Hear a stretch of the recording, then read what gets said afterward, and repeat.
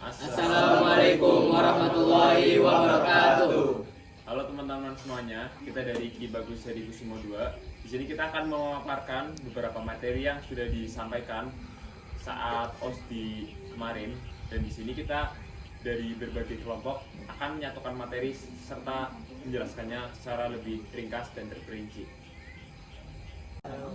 Oke, pada kali ini kami akan membahas tema literasi Quran di era digital.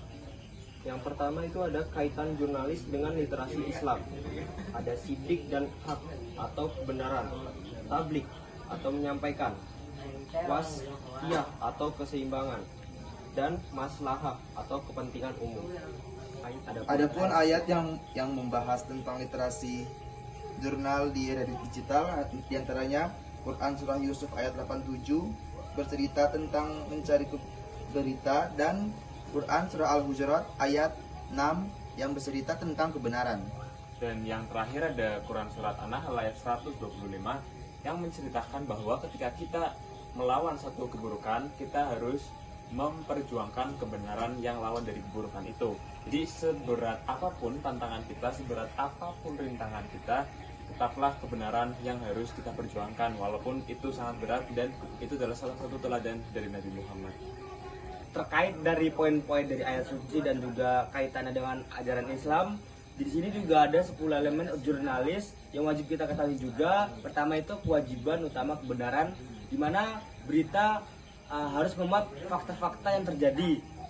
Kedua, loyalitas warga, kesediaan warga dalam dijadikan objek berita. Lalu yang ketiga, intisari verifikasi. Harus ada bukti ulang atau bukti konkret dari peristiwa yang terjadi ketika ditanyakan oleh saksi mata. Lalu menjaga independensi, artinya dari perusahaan jurnalis ini tanpa diganggu oleh pihak tertentu.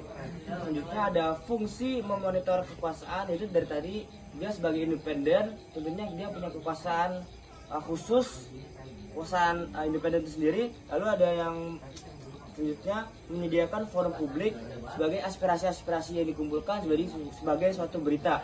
Selanjutnya ada menarik dan relevan, bukti dari berita untuk kita nikmati, kita makan sehari-hari oleh masyarakat, tentu harus menarik perhatian khusus. Lalu ada lengkap dan profesional. Sebagai jurnalis wajib hukumnya untuk menyajikan berita tanpa sepotong-potong pun.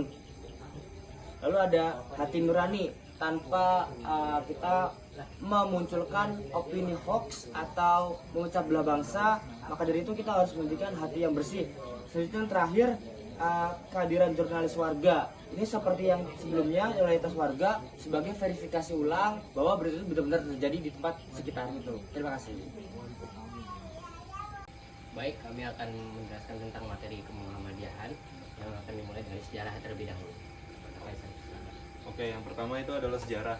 Muhammadiyah itu adalah organisasi yang didirikan oleh Kiai Haji Ahmad Dahlan pada tanggal 18 November 1912 dan sudah berdiri selama 116 tahun jika dihitung melalui kalender Hijriyah.